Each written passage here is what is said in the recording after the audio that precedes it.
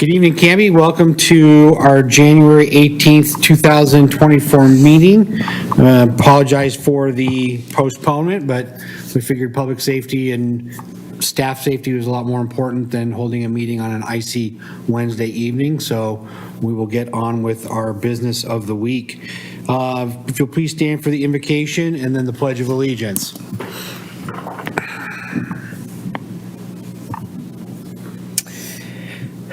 Dear Heavenly Father, I pray so much for this community every day. I thank you for its leaders. I thank you for the people that are gathered here this evening to support the appointment of our new counselor. I ask that you protect our first responders in these crazy weather conditions that we've had and we do have coming up. I ask you to look over the city of Canby and continue to give it grace in your glory, Lord. In your son's name, amen. Amen. I pledge allegiance to the flag of the United States of America and to the republic for which it stands, one nation under God, indivisible, with liberty and justice for all. Thank you.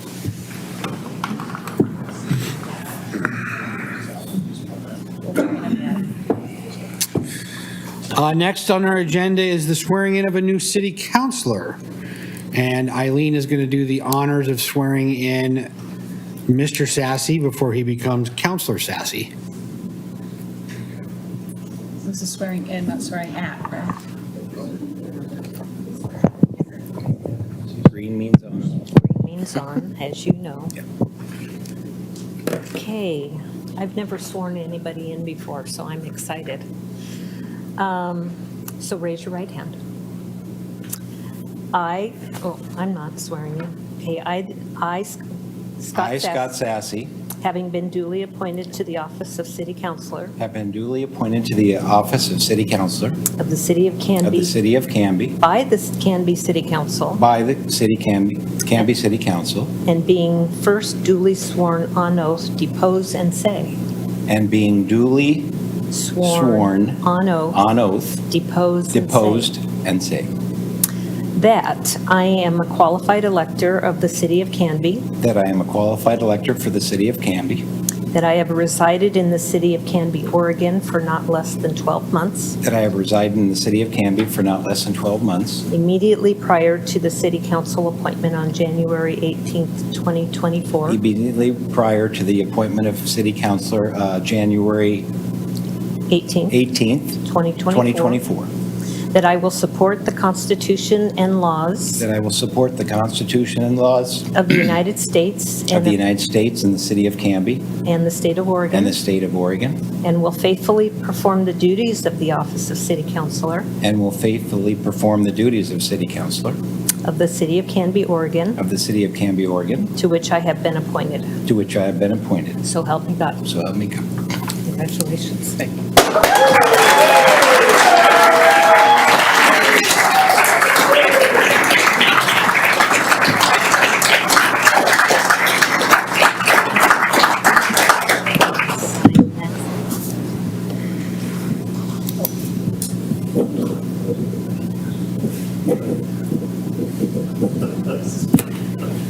Thank you. And Thank you. You can take your seats. And I'm just going to take one picture of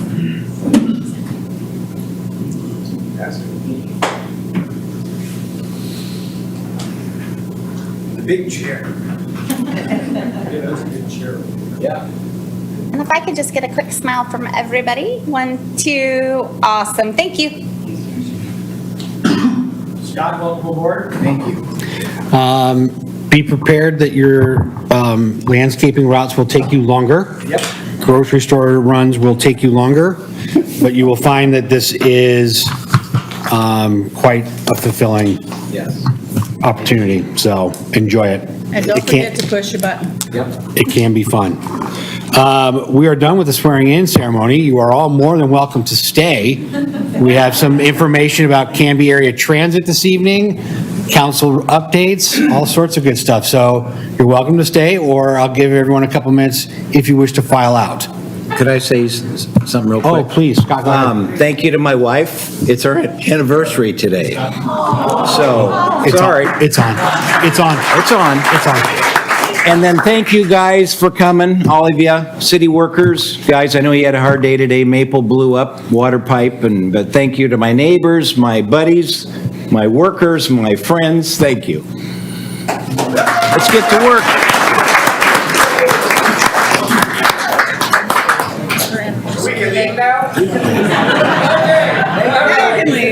Wait a minute. Maya went upstairs because David and Jason were having trouble getting in on the Zoom, so she went upstairs to see what happened. She just texted I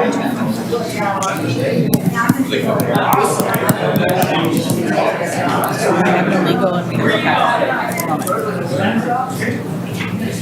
Is the agenda? Patent is on. Okay. Okay, I see.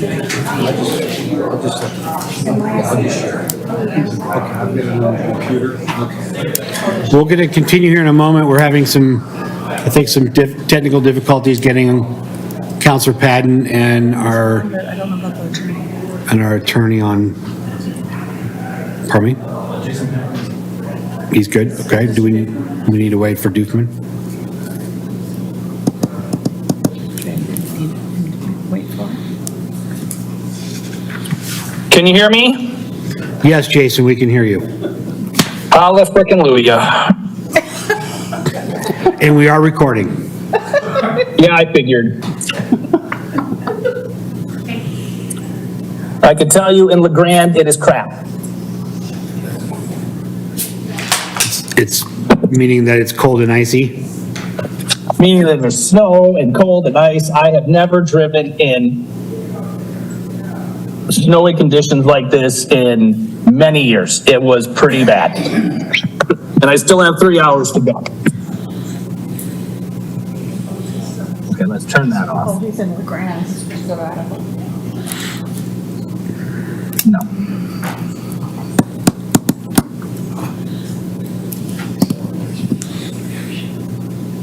Minimize that.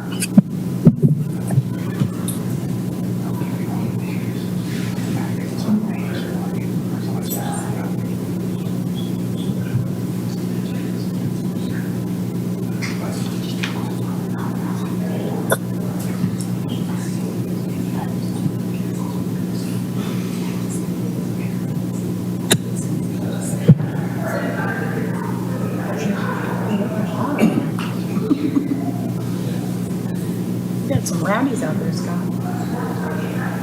Without counsel.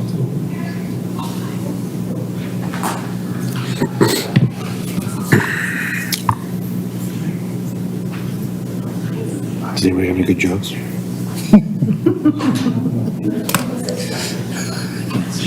Yeah, I have no clean jokes to tell.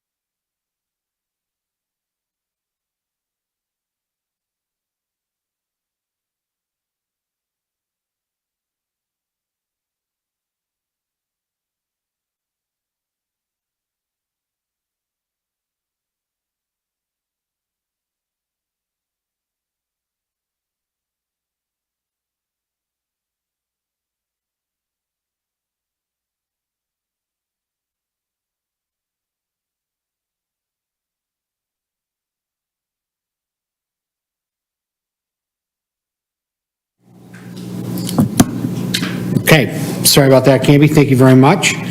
So we just swore in our new city councilor, Scott Sassy, and now we'll move into citizen input and community announcements. So this is an opportunity for audience members and citizens to address the city council on items that are not on the agenda. If you are attending in person, please complete one of these yellow cards. They're located on the podium back there by the doors.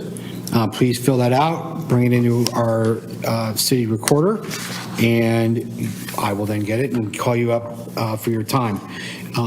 Each person is given 3 minutes to speak. You may buy time or have your time given to another person. If you are wishing to speak to us virtually, please contact City Hall before 4:30 on the day of our city council meetings. And so with that, I think I've got first card here is Mr. Greg Perez.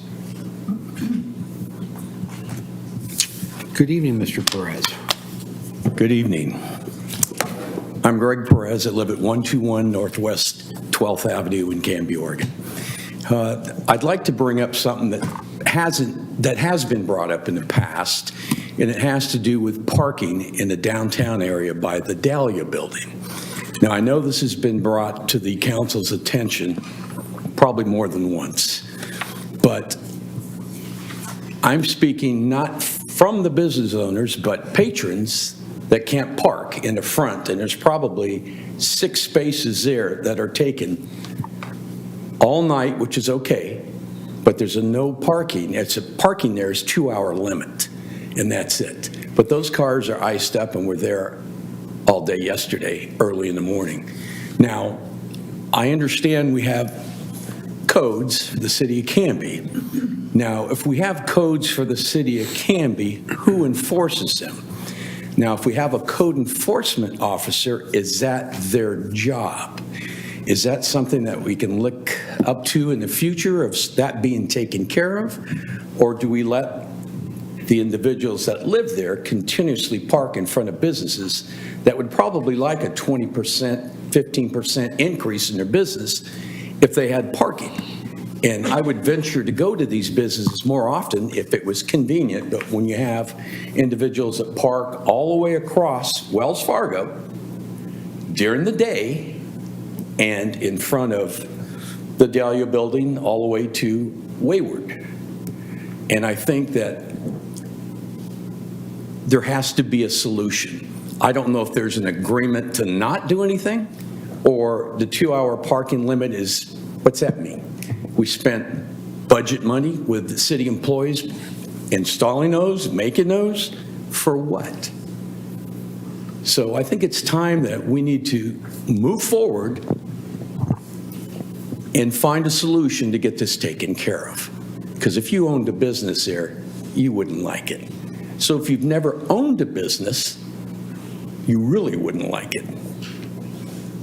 So it's just not a good thing. And I hope that with the new, everybody on board, that we can do something. Because I'll monitor it from this day forward to see how that goes. Because I've had another situation that took place, but some things have happened and it was good and some things didn't, but I'm sure it will be taken care of. And I hope that you guys take this seriously, because I don't know if code enforcement has a duty list of what they do each day, and are they accountable for doing these things, or do we need a code enforcement officer? Because we're not doing some of the duties. Thank you. So thank you for that, Greg. I appreciate it. So I can tell you that we, for the last couple of years, our code enforcement officer was split time between code enforcement and evidence room at the police station. So we have added another full-time code enforcement officer to the City of Canby. With that being said, most property complaints or parking complaints that are had are just that. They're logged as complaints and then sent to the code enforcement officer to follow up on. So if there's a business that feels that there's parking, people have been parking there well into the morning, then they would need to call that in as an official complaint, which then would generate the code enforcement officer coming out and assessing the situation. That right now, as far as I know, is where we're at. As you know, the day-to-day of a checklist for a code enforcement officer, that is up to Eileen and Chief Tro to decide if that's necessary to do. Downtown parking has always been a debate as to whether or not there's not enough, there's too much. We all love the convenience of parking right in front of the business that we want to go to. And so that's not always the case in our downtown, and I don't know if it'll ever be that case with some of our businesses. So we are aware of it. We know that we've been looking at it. And so if that's something that the council wants to take up, we have our goal setting session coming up here in a couple of weeks. And I'm sure that will come up as an item to take a look at here as we move in through the rest of the year. Well, you know this has been going on longer than a year. No, absolutely. I've been on here for 14 years, and it's been an issue for 15 years. But, even before we did the Dahlia building. well, I'm saying from the Dahlia building till now, Sure. we've got an issue. And we need to do something about it. We talked about it. We're going to look into it. Still no response back to the public on that. And it's a sad thing. I understand you prioritize things, but we need to look at this. Like I say, you don't own a business downtown. It doesn't affect you. Out of sight, out of mind. I spend a lot of money in the community, and I'm around every day. Well, And Greg, you and I have been like friends I for a say, long those cars are there all day long. I understand that. Thank you. I appreciate you coming up. All right.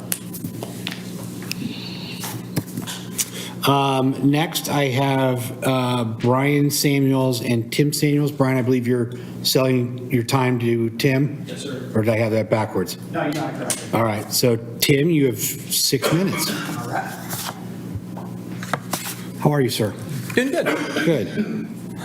My name's Tim Samuels. I actually live in Oak Grove, 3560 Southeast McCartney Lane in Milwaukee. But I spend about 80% of my working life down here in Canby. My family has owned the Oregon Pacific Railroad that runs from Canby out toward Molalla for over 30 years.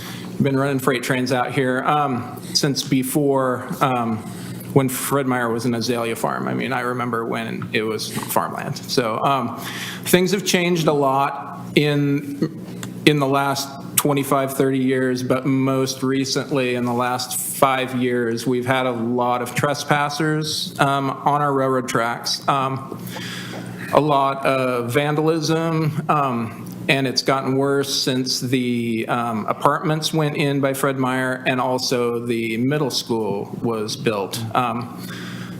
The forest trail road that runs along our tracks has no physical barrier between the trail and our railroad tracks. And we have a lot of people that walk down on fabricated trails that walk to Fred Meyer. When Fred Meyer was built, they actually left an opening in the fence so that they could travel, so that people could come in from our railroad right away. And just in the last 5 months, I've had probably at least 3 really close calls. My brother was doing track inspection last week and almost hit a middle school student that was walking across the tracks from Fred Meyer up to the trail and didn't look either way and almost got hit by our Jeep that goes on the tracks. And Brian had to slam on his brakes, and at the last second, kid had his headphones and hoodie on and didn't see anything. So I've seen people actually climb through my train when I've been stopped down there, waiting for my brakeman to come down. I've seen kids go underneath rail cars that I'm actually like attached to and pulling, but not moving at the time. And it's getting to a point now where it's not if, it's when something serious is going to happen. And when it comes to railroads and kids climbing on trains and stuff, I honestly, in running trains for 30 years, I'm terrified of running somebody over and actually finding them, like missing a limb or something. And it's getting to a point, I would guess, if I had to estimate, I haven't actually counted, but I would guess at least 40 to 50 people walk across the tracks any given day. And when we're down there switching, I have kids going between cars when we're kind of broken apart from them, and we're actually like switching cars down there. So what I have done is we are in the process, the Oregon Pacific Railroad is in the process of getting a federal transportation and safety grant. And I want to incorporate a fence that runs from the Highway 99 overpass between the Forest Road and the railroad tracks all the way to the new Sequoia Parkway overpass, because that's direct access for people from the trail to the railroad. And I am asking the City of Canby to pay a portion of the fence, because when we apply for this grant, we have to come up with 20% of the grant. And we want to do a couple of other railroad track infrastructure improvement projects, and we have to come up with about $280,000 total for our part of the grant. And we were hoping that the City of Canby would be able to pay at least $100,000 toward the fence. I've priced the fence, and the fence alone will be about $235,000 to install a fence all the way through there. And so we are hoping that the City of Canby will pay a portion of that fence and basically keep people off of the railroad tracks, at least give a physical barrier so that a lot of people just don't even realize that it's trespassing. And so yeah, that's why I'm here. Okay. Well, thank you I know that we've had some conversation about the train safety and lack thereof along the tracks Yeah. I think that was something that your dad was very much in support of trying to get something done, and he and I had a couple of conversations about that as well. When is this grant due? So the grant, it actually hasn't opened for application yet. It's going to be opening in the next couple of weeks. It's about a 3-month, 90 days for us to apply for it. Okay. And it won't actually be awarded until late summer, early fall. Okay. And if we can, in fact, work something out where the city will pay for a portion of the fence, it won't come due until 2025. So it would be next year before we would even need any of the funding from the city. So that could be a budgetary item that we discuss later on. Okay. Tonight, I appreciate you coming and making the ask and telling us what's going on. We're not really going to be able to make a decision this evening on that, but what I'd like council to be able to direct staff to do is maybe meet with the railroad, with the Samuels family here, and meet with them about what's being proposed and what we're looking at, and maybe include Jerry in that conversation as well. So we did meet today, this afternoon, and I suggested to Tim that he come tonight because $100,000 request is outside of my authority. It's good to know that he doesn't need the money right away. I think he's going to need some indication of the city's interest in supporting this grant by that 90-day period of time. So it does give you the opportunity to consider this request in your goal-setting session, for example. The other thing that we talked about with Tim today was that, we're trying to minimize the number of people on the tracks and make it a safer condition. So staff, we were talking about the other thing that would make it a safer condition is if we proceeded with a ramp down to the highway from the logging road, and that I know has been discussed as well. That would be about $100,000 as well. So just wanted to, invite Tim to come tonight and put this issue before you, but certainly we will have additional conversation about it. But I think this would be a good topic for your goal-setting session since it's coming up soon. The other piece too, Tim, so I co-chair the Clackamas County Coordinating Committee, and we deal strictly with land use and transportation. And we're often seeing a lot of like just transportation improvement pieces and grants that come up from the state. And I think that would be something that the Coordinating Committee would absolutely get behind at a county level.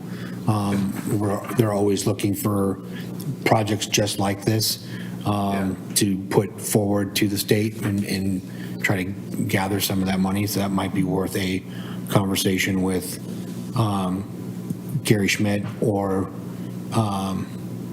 would that be Mike Belzner? Jerry? Besner, pardon me. Would that probably be in his wheelhouse as well? Okay. So maybe when there's a next connection, we can get them connected in this as well. Okay.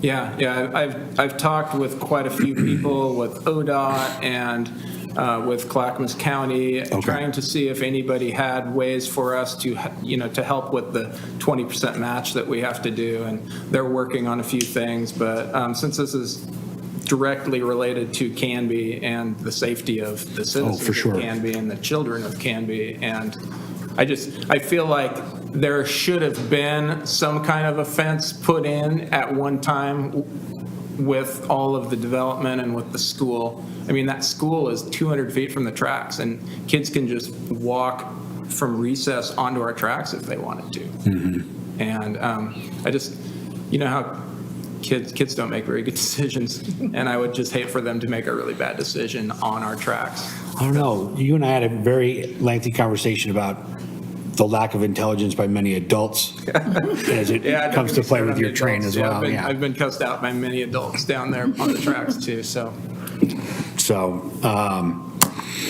okay, we will add that to our goal setting piece as well, and then let's get you guys with city staff and start, because we're going to want to know total costs, and we're going to want to know what kind of a fence we're talking about here, because that's going to be crucial to the conversation as well. So, yeah. Great. And we'll, as soon as we get you guys together, then we'll figure out how to get that on an agenda, so we at least have the pieces in place so that when it does open, that we can start getting involved in that sooner than later. Okay. Yeah. If we could get something figured out within maybe 45 days, that would be great. I don't know if that's within your time frame. That I will leave to staff to determine whether that's in their time frame or not. So, but yeah, we will definitely get that rolling. Sounds good. All right. Thank you, sir. Thank you. Yeah. Thank you. Yeah, thank you. Maya, do we have anyone online that wants to address the council? No? Okay. That'll conclude our citizen input piece. We are going to move into the consent agenda. Before we move into the consent agenda, item B on the consent agenda has been requested to be, if it's all right with the council, to be moved out of the consent agenda and spoken as a separate item this evening, if that's okay by the council? Yeah. Okay. So we're just doing the minutes? Yep, if I can just get a motion to approve the minutes. All right, Mr. Mayor, I move to approve the consent agenda to just include the minutes of the January 3rd, 2024 regular city council meeting. Thank you. Second. Thank you, Jim. Motion's been made by Council President Hensley and seconded by Councilor Jim to approve the minutes of January 3rd, 2024, the City Council regular meeting. Is there any conversation or discussion on that? None? All those in favor? Aye. Okay, You want me to make a motion so we can discuss the second piece? and if you'll make a motion to Okay. discuss. Mr. Mayor, I move the approval of a commercial limited on-premises OLCC application for Casa Bella Foods located at 175 North Elm Street. Thank you. Second. Thank you. Motion been made by Council President Hensley and seconded by Councilor Davis to approve the commercial limited on-premise OLCC application for Costa Bella Foods located at 175 North Elm Street. And discussion. So the discussion items, and Mr. Stearns, I'll let you broach your questions here with the group if you would. Well, part of it is because I'm new to the council and I'm not certain what we can or can't do as a council as far as a liquor license go. But one of the things I wanted to do, I'm having, until recently, lived very close to that location, and currently I work very close to that location. It was always concerning whenever there were alcoholic beverage bottles outside of our house. I'm not sure that that location is a good place to be drinking at. There's no stop sign going down Elm. And just as Jim Davis can probably speak more to that, but my small time I had as a firefighter, most of the clientele we had as far as from the road seemed to be resulting from alcohol consumption. And I'm sure there's a lot of extra work done by the police because of that. So I think that as a council, that it probably shouldn't be just a rubber stamp unless it really is a rubber stamp and there's nothing we can, obviously it's on the agenda so we can vote yes or no on it, I assume. But I'm of the opinion, and several of you I've talked to have the opinion, that there may be not a need for more alcohol sold in the downtown Canby area. But that's just my thoughts on the matter. Also, I noticed that they didn't answer whether they had a liquor license or not. That was left blank on the application, but I don't know if that's really a big deal as far as something that can be corrected. But that was my thoughts, and of course, being the first time it's come up in the council since I've been on here, I wanted maybe a little discussion on what the process is, whether we have a policy on how much alcohol is distributed in downtown and may not have a policy. I don't know, but I've just seen a lot of problems as directly or indirectly tied to consumption of alcohol. So. Okay. Mr. Mayor? Yes, Council President Hensley. Thank you. I can appreciate your concern on that, Councilor Stearns. And in this particular case, however, I don't see, typically our police chief has to sign off on this first. So we don't even see it unless the police chief sees it and agrees that it's an approvable thing to do. But that food cart is not open late in the evening. So I don't see it being an establishment that would be somewhere people would go to enjoy cocktails and a good time for the evening. I think they're going to have a glass of wine with their meatballs, and I don't see it being a problem in this consideration. And that's just my opinion, knowing the location and knowing the usage of that property at the time. So I could probably see how you think if it was a bar or even a food cart pod where they were open late with music and such, but I don't see that being the case. So that's just my 2 cents. It sounds like, Mr. Davis next. Councilor Patton, before I go to you to answer Councilor Stern's question about process, can you walk us through what the process is for obtaining a liquor license? I'm still getting familiar with what the process is here. It looks like there is a memo from the police chief who is indicating he's reviewed the attached liquor license. On January 5th, he spoke with Jerry Yazzolino regarding his application. I'm sorry, I can't hear you. Mr. Yazzolino did not sell beer or wine from his food in the past, but would like to offer these beverages options to his customers. Mr. Yazzolino is currently going through the OLCC training and the permitting process. He is aware that any employee selling alcoholic beverages must know the laws regulating the sale of alcoholic beverages and the consequences for failure to comply with the rules as set forth by Oregon state law. It is my recommendation to the Canby City Council to approve this application to the OLCC. I do know from my past experiences that that if there is a concern about an applicant, that those concerns can be attached to the decision to approve or not, well, it's not approve, it's endorse a liquor license application, and that comment by the local body would go with the application to the state. So the city council, as the local governing body, is giving its experience with a particular application, but the actual approval of the liquor license is done at the state level.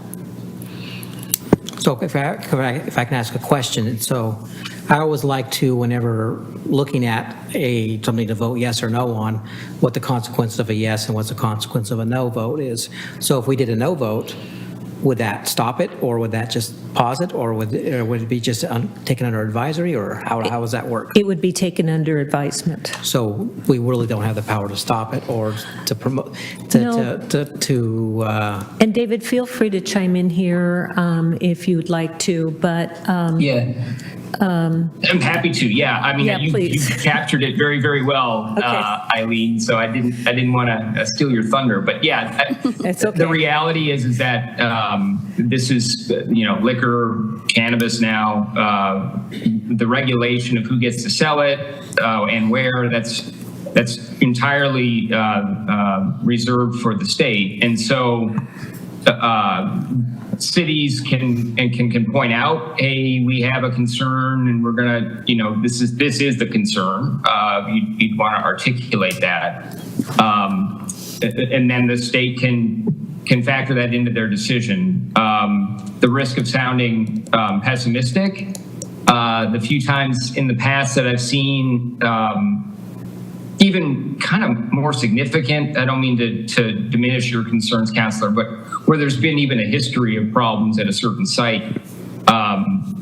Again, this is in the past, another situation, but OLCC has approved those liquor licenses. So it is not easy, and to just directly answer your question, the city does not have the authority to say yes or no. It's going to ultimately be up to the state.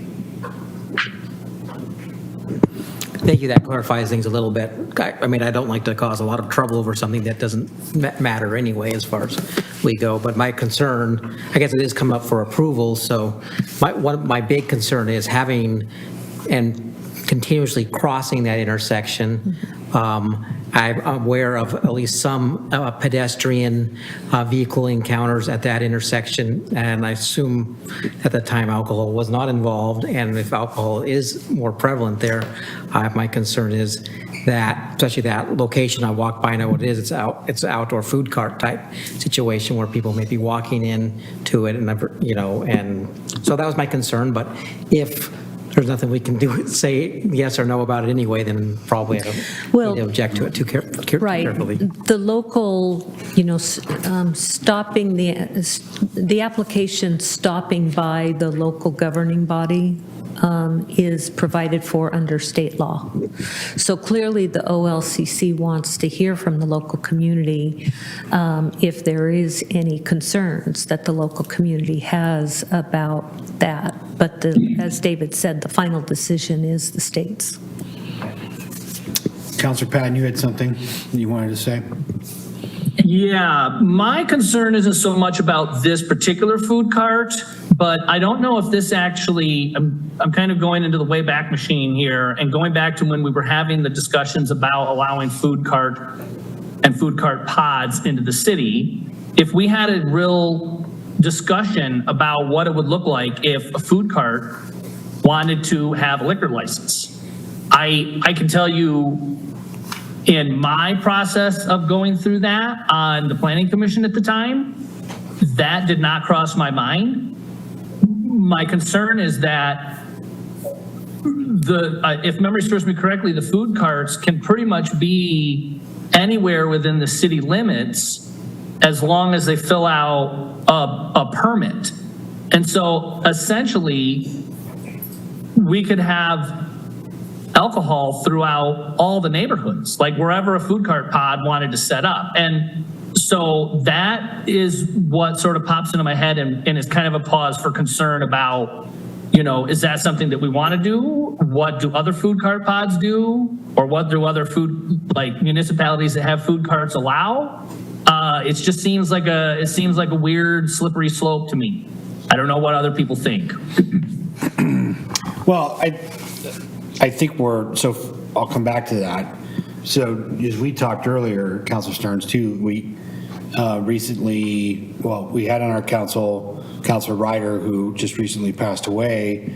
Whenever there was a liquor license that was part of the consent agenda, he always voted no on the consent agenda because he just didn't feel that, I think he was much to your sentiment, either doesn't, being a pastor and seeing and working with people that have been dealing with that, it was just something that he, in his conscience, just felt, no, I don't want to approve it. So he was often a no, and that's fine. That's what we're up here to do. And if there are reasons, as you've called out about that intersection and whatnot, I think that is things that we can now call out when we submit this or move it on. So those are not going to fall on deaf ears.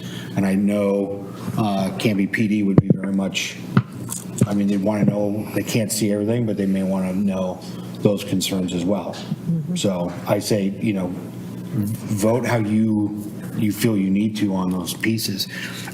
Jason, I think you're opening up conversation on a whole nother topic with the food cart piece and where we know that there's zoning for it. We know where they can and can't go. They're not going to open up over by in Tofty Farms on an empty lot and have, beer and wine or cocktails popping up out there. So, but if that is something that we need to do a better job of, I guess, breaking down, then that would be something that we should probably do. Okay. Does that answer your questions, Councilor Stearns? Yeah, thank you. Thank you. It does answer the question. Any other discussion on pieces regarding this at all right now? Okay, so we have a motion on the table for us to approve the commercial limited on-premises OLCC application for Costa Bella Foods located at 175 North Elm Street. All those in favor? Aye. Aye. Anyone opposed? Aye. 2-2. Well, Jason, I'm sorry, I didn't hear yours. I was actually going to abstain because I don't feel like I have enough information to vote yay or nay on this. So you have a 2-2. Okay. Could we table it or? No, the mayor has to vote. No, I get to, in instances of a tie like this, I get to vote. And so I'm a yes on this. So it passes 3-2-1. Okay, great conversation. I appreciate it. Definitely, I think something we'll be discussing more coming up. Next up is ordinances and resolutions. First item is ordinance number 1615, an ordinance authorizing the city administrator to make, execute, and declare in the name of the city of Canby on its behalf an appropriate lease agreement with Zimmer Ventures LLC of Canby, Oregon, to provide leased office space for Canby area transit located at 195 South Hazeldale Way through December 2025 in its second reading. We have our transit group here. We did hear this a couple weeks ago, but Todd, would you like to take us through the importance of us moving forward with this? Todd Wood, Transit Director, and I have Heidi Muller, Transit Coordinator with me. She's going to handle the next ordinance for us. So again, we lease office space at Hazeldale Way from Zimmer Enterprises Incorporated. The question last week was about the taxes, and the answer this week is I have not got a full answer yet. I did talk to the landlord about the taxes. The taxes don't affect the lease, they actually affect the triple net. So if the county determines that we owe the taxes, it'll be added to our triple net. The taxes aren't as bad as I thought they were. They're just the last year's taxes and not the full amount of taxes that the county's trying to collect. I have attempted to contact the county, but the county seems to be closed an awful lot these days. And so I have a call in. I'm hoping to hear back. They're unfortunately closed again tomorrow. The person who's in charge is not there at all this week. And so hopefully I can hear back next week. So I don't have an answer as to whether or not I can get the county then, once the lease is signed, to go back and put us back into the exempt status, or if I will owe last year's taxes. It's not a terrible amount. We can easily cover it, but I don't have an answer for whether or not I'm going to have to pay it or not. So that's the short and long. The joys of being a pass-through situation here. Yeah, at the end of the day, without this signed, I have no choice. I owe the taxes last year, this year, next year, until I leave, so I would like to get it signed regardless. Of course, correct me if I'm wrong. Yeah. It's not that we owe the taxes. No, the landlord owes the taxes, but. So for all technical purposes, the landlord owes the taxes, but the landlord can pass those taxes directly to the tenants. And in this case, the landlord is passing the taxes directly to the tenants in that building, of which there are only 2. He is actually fairly graceful. There are only 2 tenants and 4 doors, and he's only asking us to pay a quarter. Okay. He could ask us to pay half and split it between the 2, but he's only asking us to pay a quarter.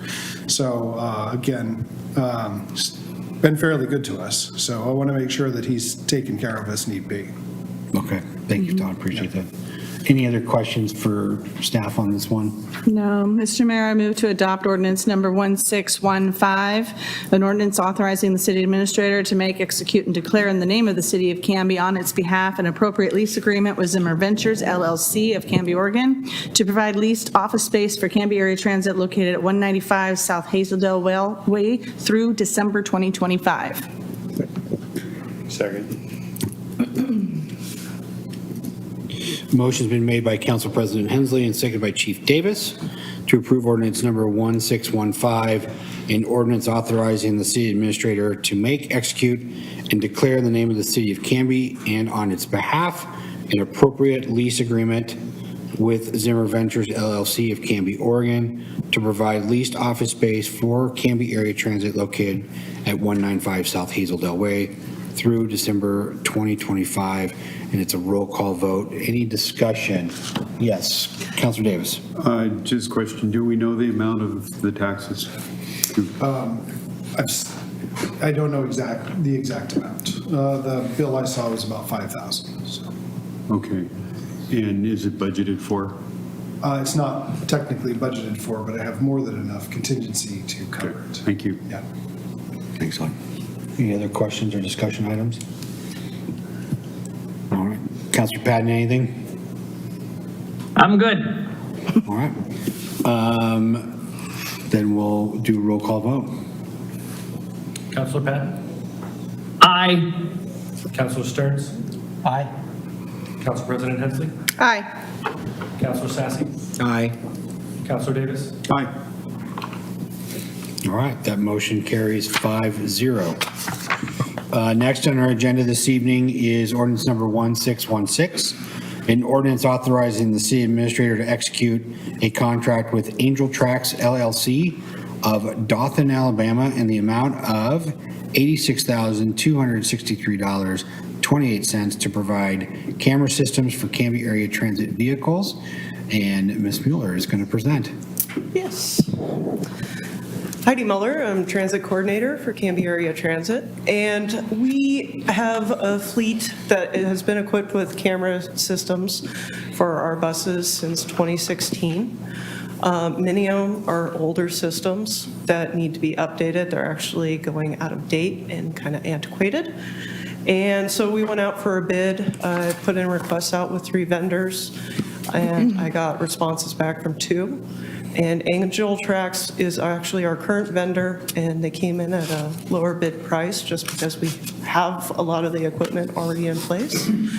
So a lot of our camera systems are used for surveillance, for training, accident investigation, complaint investigations, and police requests at times when they have a criminal investigation. So this is just to update and upgrade some of the older equipment and to improve some of our other current equipment that we have. So. And we did have a lengthy conversation about this coming up at our budget process.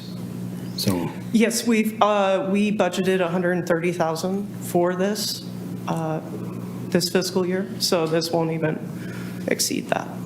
okay, great. Any questions, Councilor Davis? No question. Ready to make a motion? Please do.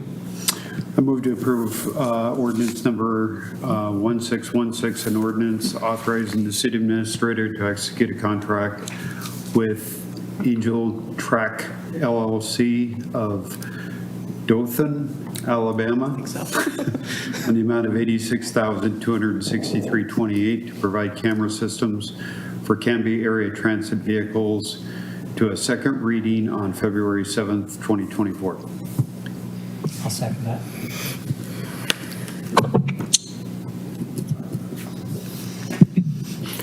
Motion's been made by Councilor Davis and seconded by Councilor Stearns to approve ordinance number 1616, an ordinance authorizing the city administrator to execute a contract with Angel Tracks LLC of Dothan, Alabama. I think it's Dothan. Dothan, in the amount of $86,263.28 to provide camera systems for Canby area transit vehicles and to come up for second reading on February 7th, 2024. Any other discussion items?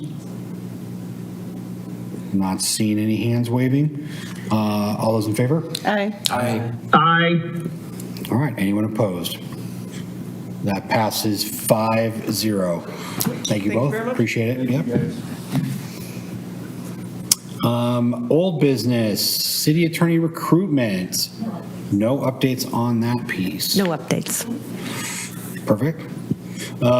Mayor's business, I don't have much other than just to say thank you to the Public Works team and city staff and Canby Fire and Canby PD about just the last 5 days have been pretty wild and woolly out there, and everybody's done a great job of keeping Canby running as best as it can.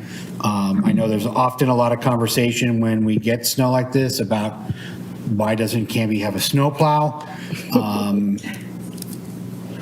We didn't even get snow this time. I'll let the city council fight that one out. I grew up in the Midwest. We don't need a snowplow here, but it's fine. So de-icer, salt, all works. We're relatively flat here. It's okay. The only thing that I have this evening, so Clackamas County Coordinating Committee, I went over that last meeting, and then tolling, I'll have something with the next meeting about that. Really wanted to talk about with the council this evening is some of our liaison positions. We do have Councilor Sassy, who's now with us, and we do have a couple openings that were vacated when Councilor Bangs resigned. And generally speaking, we tend to roll those over to the newly appointed one, but the other one that we have to talk about is the Bike and Ped Committee. Councilor Maldonado has asked to have another councilor take that on if they're interested, just with his workload and whatnot. Lately, it's been harder to make those liaison roles happen. So we've got the Bike and Ped Committee, the Library Advisory Board, the Heritage and Landmark Commission as well. Those are the three that currently do not have someone. So I'm hoping, I can do the bike and pant because I do spend a lot of my time walking around Canby, so it gives me a qualification just on the bed part, not on the bike part. great, thank you, Counselor Stearns. So that meets the second Tuesday of each month at 6:30 in the evening in the Mount Hood Room. Okay. I may only be able to do a half hour for the first couple of months just because I'm in the Canby alumni choir, which means Oh. 7. Okay. That should be gone in about 2 months, so sometimes. Counselor Sassy, how do you feel about the Library Advisory Board and the Heritage and Landmark Commission? It's fine. I know people on both, so it's fine. Okay. So we officially have 3 openings on committees now. The Budget Committee, the Parks Committee, and the Transit Committee, because he's officially up here now. So yes, that was discussed here with staff about the opening now for our budget chair, but we will address that when He could still be the chair. time comes. Yes, he could still be chair of that as well. So I'm sure we'll get those openings on our other boards and committees posted coming up. So that's all that I really have this evening to talk about. We'll move into counselor comments and liaison reports. Counselor Patton, anything? Yeah, so I attended the Planning Commission meeting the other night, and they re-elected Mr. Ellison as chair and Mr. Ewert as vice chair. And they discussed and approved the new building at the Clackamas County Fairgrounds, or the Clackamas County Event Center. I had a very interesting conversation with some citizens in the back of the room who didn't quite understand how the process is supposed to work, and were getting quite hot and bothered about it, and settled them down. So that was good. I felt like I actually contributed there. That was nice. The Canby Utility Board meeting, they did a financial update. The finances are looking good at Canby Utility. They had a few outages. One was for a branch they figured was a branch that they could not find the branch, but assumed that the power outage was from that. Another one, I can't remember, and then another one was a squirrel met an untimely end when it touched things that it shouldn't have. So yay, one less squirrel in the city of Canby. Oof. And then I just want to say for the Willamette Falls Landing and Heritage Commission, they are having an event this Sunday called Hard Hats and Hot Dogs at the Old Westland City Hall. So if you have an interest in touring the Old Westland City Hall to see what it is like, and get a hot dog, and then come back and see when the renovation is done, you are more than welcome to either get a ticket from the website, or I imagine if you show up that day and there's still quite a few tickets left, you can go ahead and do that. I guess one of the things that I would just like to circle back on from our earlier conversation was how those liquor licenses for food carts play into the food cart ordinance that we created. I'm just curious as to what the planning department's thoughts are on that. And that's pretty much it for me. Councilor Patton, and I'll ask you simultaneously with our city administrator. So would that be something then that, to me, I would think would come up as something the Planning Commission should vet out before it came to us to have conversation on? Am I wrong in that process? Are you asking Counselor Patton or me? I'm asking, well, both of you, because Counselor Patton was chair of the Planning Commission for a period of time, and you because you're our city administrator. So I would think process-wise, it would go through the Planning Commission first to flush out. I think as a city councilor, it's not a problem for a councilor to want to make sure that their question is clarified, and then if it is a thing, then yes, it would go back to the planning commission, but I don't see why if a city councilor had a question about that they can't get that answered. Yeah, I was thinking, Mayor, that, we will take this issue, refer it back to the planning department. I think that if there are code changes that need to be made, those should be vetted through the planning commission before they come to the city council. But let me take the issue and mention it to the planning director, and we'll get back with the council.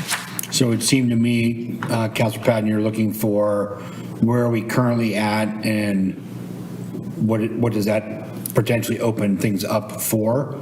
And if it's something that we need to... I guess for me, it could be a moot point. It could be that it's already taken care of, and if Eileen or somebody comes back to me and says, it's all covered, leave it alone, then that's great. But if they say, oh, we really didn't take that into consideration, maybe that's something we need to dig into, then, I would put a pin in it, or I'd say, hey, maybe this is something that we should revisit and have the planning commission deal with it, because eventually it would come to us anyways. And then I would just put a pin in it until that point. Yeah, if there's a change to be made in that code, I would suggest that, that could be identified. The council could say that there's interest in looking at that, but that the planning commission would vet that code change first. Okay. Great. Thank you. Anything else, Councilor? Yeah, I'm not suggesting that we circumvent the planning commission. I'm just asking the question. Yeah. Okay, perfect. Council President Hensley. Thank you, Mr. Mayor. I want to echo your appreciation for our public works and first responders teams. It's been a heck of a weekend, and we really kind of got off a little bit easier than the last time, but still a lot of work for you folks, so I appreciate everything you did. I did attend the last school board meeting. I was going to mention it at the last meeting, but I kind of derailed myself with my little public service announcement and forgot to mention that the Turning Point USA students did speak at that meeting, and it kind of got omitted from the board notes that go out to parents. So I just want to make everybody aware that they did a very good job presenting their case. They want to add a right to the Students' Bill of Rights that would give them the right to have a student-designated safe person, whether it be a parent, teacher, or trusted adult, to represent them when they're called in to the administration and talk to admin or staff. And I can't really say how well it was received by the entire board, but I will say that there was a motion made and seconded, so it will be brought up in their April winter policy review. So if parents are interested in supporting the kids in this, they should probably email their board members about that. On the Traffic Safety Commission front, we did have them, they did talk again about that ordinance for lowering the speed reduction in that one neighborhood, and they are going to kind of like vet out some criteria on how those ordinances will come back going forward, so that not everybody and their brother wants to have their neighborhood lowered by 5 miles per hour. So they're going to come up with what kind of criteria it would take to have that trigger, and so that might help everybody. I know that it came up in the interviews last week too, and so it was just funny because it was that day that we had that meeting. But they are going to be fleshing out some criteria and bring those proposals to city staff. And finally, the mayor and I did attend the memorial service for Councilor Ryder, our former colleague, and I just wanted to give him a little posthumous appreciation because he was very integral in this council when this building was brought up, and his name's not on the plaque. I've always felt it should have been, but I just kind of wanted to give him kudos for all of his work and on this council with us, and wish his widow some peace and grace. That's all I have. Thank you very much. Councilor Davis. Thank you, Mayor. Park and Rec had to cancel their meeting, so I gave the report at the last meeting in regards to Park and Rec. Numerous projects, and really appreciate the work that the Park and Rec Committee is doing. And we need to stay on top of those projects that are slighted. They're doing some great work. I would too like to thank the city staff as well as Jerry and Public Works for the storm response. I don't know how many people know it, but we do have a group me that we talk to all of our partners, from the school district to Public Works to Canby Utility with the city administrator, myself. And we were pinging back and forth, keeping everybody informed as to what was going on within the city. And that works very effectively in regards to keeping track of things that are happening and school closures, road closures, things like that. So I just wanted to thank everybody for their work on that as well. I just wanted to circle back to the Dahlia parking that was brought up earlier today. Is it possible that we could just have the code enforcement person go and talk to the building management there and encourage them to park where they're supposed to park? Yes, it is possible, and we will follow up on that. Okay, Yes. thank you. And fire department wise, we've been very, very busy.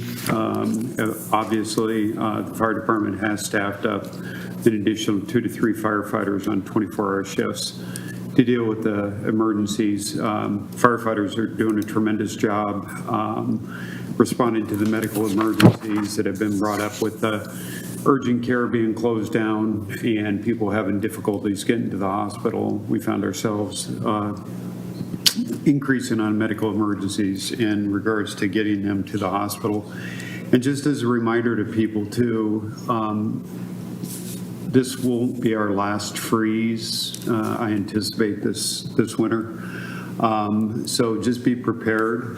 We escaped the wind, but people do remember that we have had some windstorms, so prepare for that. Think about generators, think about survival kits.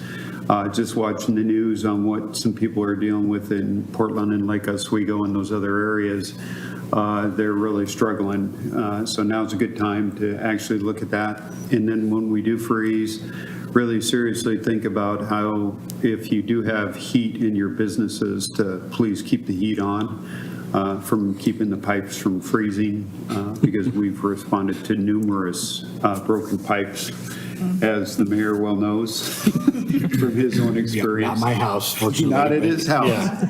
Not at his house, but, so please keep your heat on during the freezing events because you'll prevent a lot of damage as well. That's all I have, Mayor. Thank you. Since you brought it up, Jerry, would you mind coming to the table, please?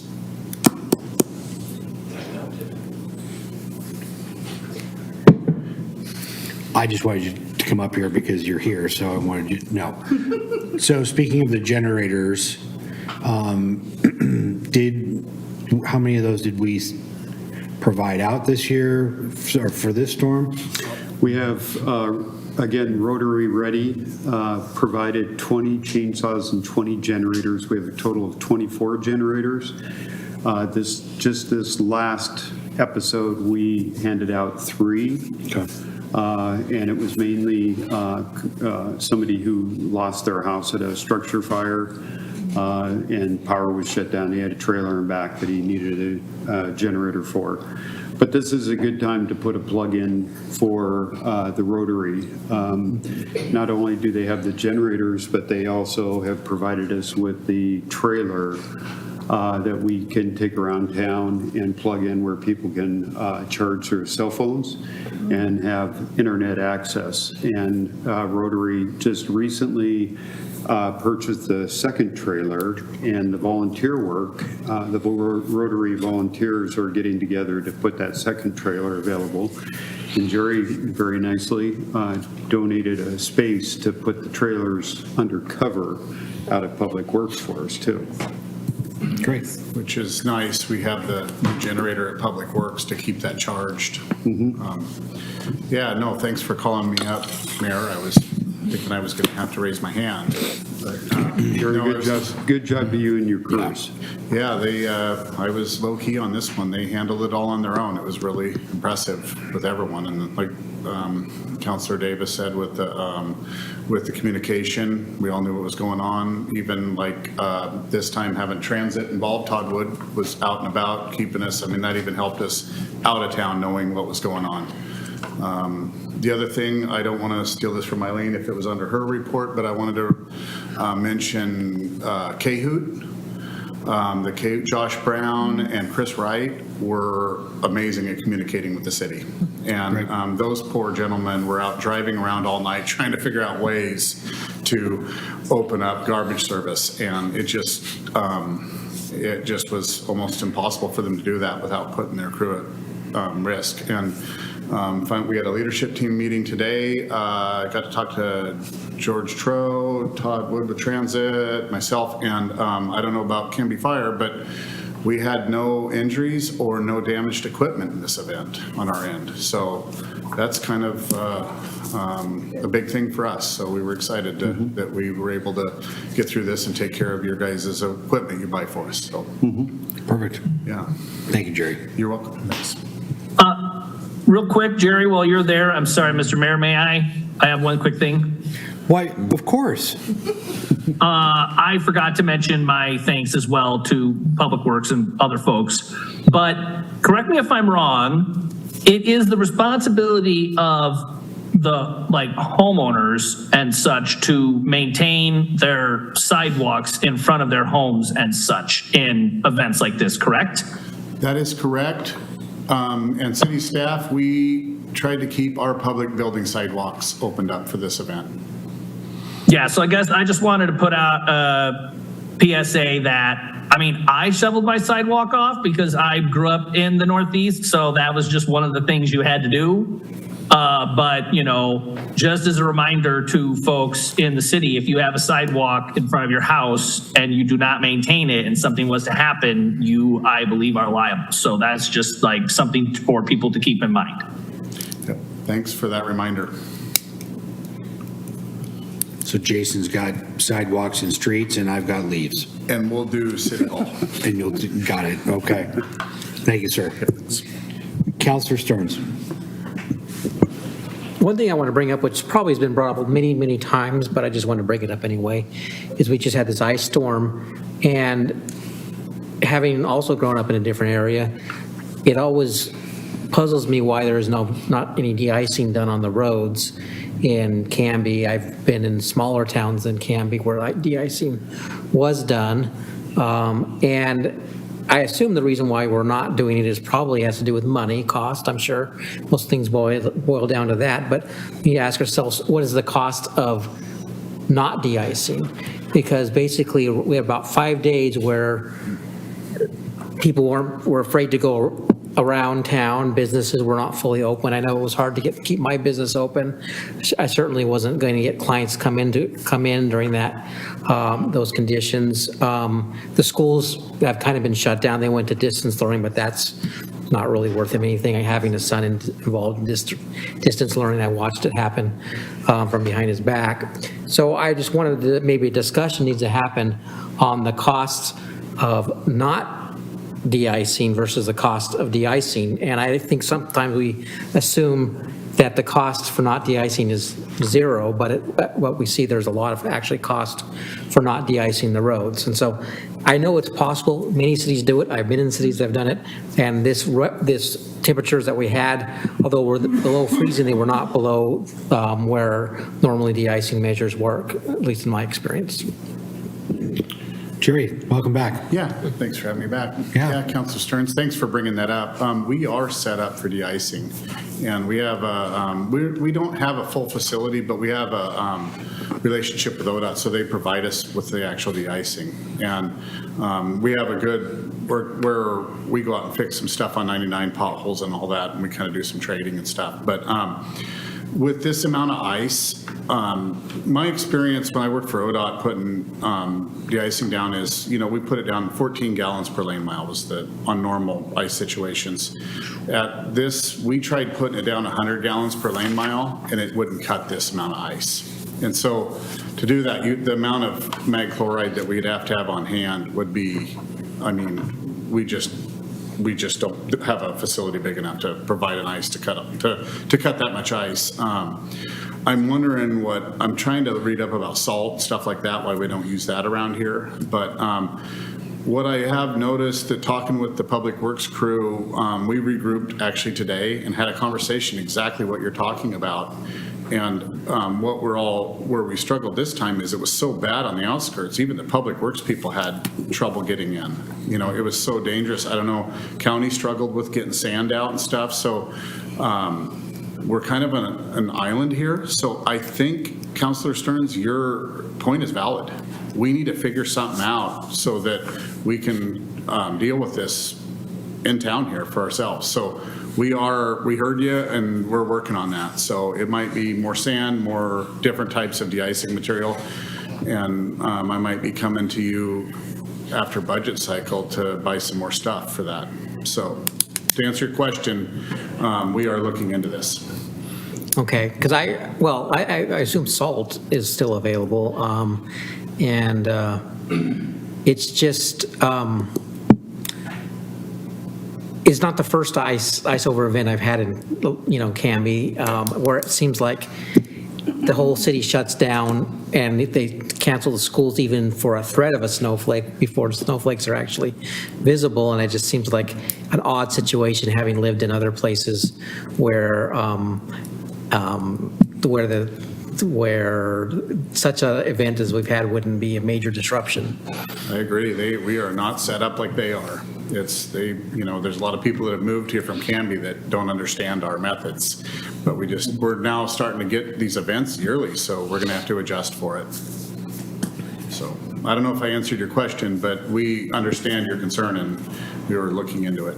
Well, thank you. And I think it's something we should continue to address, either if budget is the issue, just to come up with a cost of, what we would like to pay. And like anything budgeted, it's not an all or nothing. And maybe it's just some roads, or maybe that could be de-iced and maybe not all, and that sort of thing. I have one more thing, thank you, that I want to just address a little bit about what Greg Perez talked about, the parking issue. And just to give up my perspective, which may be false or maybe not false, but since I've been in Canby and I've had a business in downtown Canby on Grant and 2nd Street for the last 13 years, I've always been under the impression, and it was confirmed, maybe not officially, but several times by city officials in the past, that the city is not enforcing parking on those signs. And I've gone with that assumption and it's been right for the last 13 years. I've never seen a parking ticket being issued. And if that were to change that, I guess that could change, but I think you would want to make sure we inform people who otherwise, because I have clients all the time that come in, I got to run out right now and run around the block so I don't get, a parking ticket. I said, no, don't worry, Canby doesn't issue parking tickets, because a lot of my clients stay more than 2 hours because frankly, they're in trouble with the IRS and they have a lot of stuff to worry about. But but if there is a situation where the policy will change, because I believe from what either it is or it's perceived to be right now, that appropriate notice be given out, maybe warnings to start out with or something, so it doesn't blindside the businesses like mine who are under the assumption that parking signs are decorative only, and maybe that's not the way it should be, but that's the way we've treated it for the past 13 years without anybody telling us differently. Okay, thank you. Mr. Sassy. I have no liaison report, so I just want to thank everybody for coming tonight. That was nice. Thank you, guys. I agree with the parking, Greg. My wife and I, we've battled parking for years, 20 years. I know there's a master plan on that. Maybe we can bring that up in goal setting. But I agree. We complained back then. We had business owners parking where our customers should have been. And that was 15 years ago. So it is an issue. I'm glad you brought it up again. I will stay on that because I would like to see that done. And I forgot there's one gentleman from Texas watching us on YouTube, my son. Thank you. That's it. That's awesome. Yep. That's great. Before we move on, I do thank you, Councilor Davis, just to remind the community that we are in the midst of doing our comprehensive plan, which is basically how we are going to grow the city of Canby over the next 20 years and beyond. And so we have our third community summit or community input meeting, and that is going to be on Wednesday, January 24th from 6 o'clock to 8 p.m. So 6 p.m. to 8 p.m. And that's going to be at Baker Prairie Middle School. So they will be looking at just getting the community's input on a lot of aspects of what the comp plan is going to look like coming up and where we're going to grow. So please, the more input, the better. Otherwise, you're leaving it to the 7 of us up here, and that's probably not the best idea. So mark your calendars, January 24th, 6 to 8, Baker Prairie Middle School. I think that concludes Councilor comments and liaison reports. We'll move into city administrator business and staff reports. Thank you, Mr. Mayor and Council. I too want to say thank you to staff for and to the community for the response this week. It was kind of hairy, scary. We did take, as Councilor Davis mentioned, between the group me, chat group, and my leadership team group on my text, I was going back and forth between my two phones for the last 3 days. And as Jerry said, we had a leadership team this morning, and we kind of debriefed what we could do better, and we learned some of these facts, like there were no injuries or, no city equipment damaged or anything like that. But, being this was the first emergency that we really had, that it was important for me to to allow for some debrief time at the leadership meeting this morning. So that was good. Certainly there's always things we can do better, but it was good. It was a good response, and I'm especially proud of our team's response. As Jerry said, Todd was out there, and it was just a great response. So other than that, I don't have anything to highlight on the bi-monthly reports. Do you have any questions on the bi-monthly reports? So, okay, that's all I have. Okay. Second opportunity for citizen input. I think we did have. Mr. Mayor, Yes. I'm sorry, I thought of one other thing. Oh, yes. This is just a reminder that we do have our goal-setting session coming up, that we are preparing a status report on last year's goals for the council to consider, but also, I don't know if you've had your interviews yet, but there's a core strengths assessment that you should be completing, as well as don't ignore the comments or the interview request. So I just wanted to remind the council about that as well. Perfect. Thank you.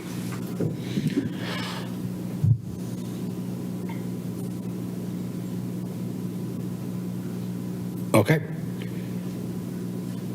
Mr. Perez. Yes. Greg Perez. I just wanted to know, because people ask me, where is the party at on the beer library? What is the holdup? Do they have a timeline of when they're going to start or when they get funding to do this? And that's my question. That's a great question, Greg. City doesn't know? No, well, I can tell you that what I know of where it's at right now is that it has gone through a couple of different changes. And so my understanding is that their intent is to try to have this open, here before summer, but, so it's really on them to be working on that and getting that done. So, there is a time commitment or time piece to that, Eileen. Yeah, I don't know much more than that, Mayor, but I do know that progress is being made on it. So I will have Jamie get a hold of you and let you know what the status is. Yeah, and the reason I ask is it's been years now that we're looking at, and I know there's holdups along the way, finances and so forth. So that was just my question, and I think the community needs to know because they want to know. And we get a little blip in the newspaper and then that's it, but they'll all know now. Thank you. Yep. Mr. Mayor, Yes, Counselor Patton. I believe a few Canby Heralds ago, there was an update as to the progress of where they were at as far as design changes, going through the planning commission, starting construction in order to adhere to their grant. So I can't remember when that was, but I believe there was something in the Canby Herald a few months ago with an update. Anything other than that, I'm not aware, but I just wanted to throw that out there. Thank you, sir. Appreciate that. Okay. Any other citizen input? No, not seeing anyone else rushing the table. Action review. You have approved the consent agenda, adopted ordinance 1615, and approved ordinance 1616 to a second reading on Wednesday, February 7th, 2024. Perfect. Thank you. Next up, we do have an exec session here this evening. So Mayor? I will take a motion to move to exec session. I move that we go into executive session pursuant to ORS 192.660, parent 2, parent I, performance evaluation of a public officer. Great. Thank you. Second. Thank you. All those in favor of moving to executive session? Aye. Anyone opposed? So, Canby, thank you for being here this evening. We're going to move into an executive session, and it's only representatives of the news media and designated staff shall be allowed to attend the executive session. Representatives of the news media are specifically directed not to report on the deliberations during the executive session, except to state the general subject of the session as previously announced. No decision may be made in executive session. If a final decision on any matter is necessary, the council will make that decision when it is in regular session. At the end of the session, there will be no further business. So, Canby, we wish you adieu. Good night. Thank you for being here. Congratulations, Mr. Sassy, or I should say, Councilor Sassy. We're glad you're here. Thank you, Canby.